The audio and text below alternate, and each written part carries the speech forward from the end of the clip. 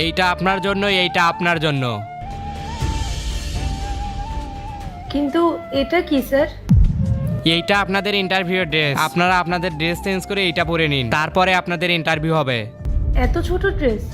আসলে আজ আমাদের কোম্পানিতে ম্যানেজার ডিরেক্টর আসবে, আর উনি এই ড্রেসেই আপনাদেরকে ইন্টারভিউ নেবে। এই ড্রেসটা ওনাকে ইমপ্রেস করার জন্য। তো আপনারা তাড়াতাড়ি এই ড্রেসটা পরে নিন আর ইন্টারভিউয়ের জন্য রেডি হয়ে যান। আমি এত ছোট ড্রেস পরতে পারবো না।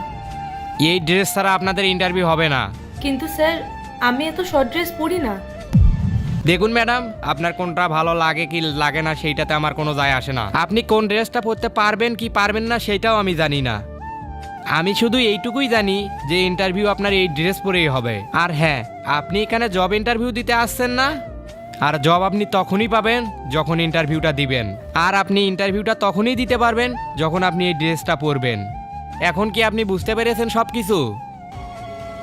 আর হ্যাঁ, আপনি যদি ইন্টারভিউ দিতে চান তাহলে প্লিজ ড্রেসটা চেঞ্জ করে আসুন। ওকে, তাহলে আসুন। যাই, আমি চেঞ্জ করে আসি। তুমি কোথায় যাচ্ছ? চেঞ্জ করতে যাচ্ছি, ইন্টারভিউ দিতে গেলে তো চেঞ্জ করতে হবে। কিন্তু তুমি ওনার কথা কেন শুনছো? এই ড্রেসগুলো কত শর্ট, আর ইন্টারভিউর জন্য তো এগুলো ঠিকও না।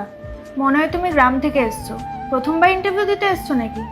তোমাদের মতো গ্রামের মেয়েরা কিছুই জানে না। তুমি কি জানো না কিভাবে ইন্টারভিউ দিতে যেতে হয়?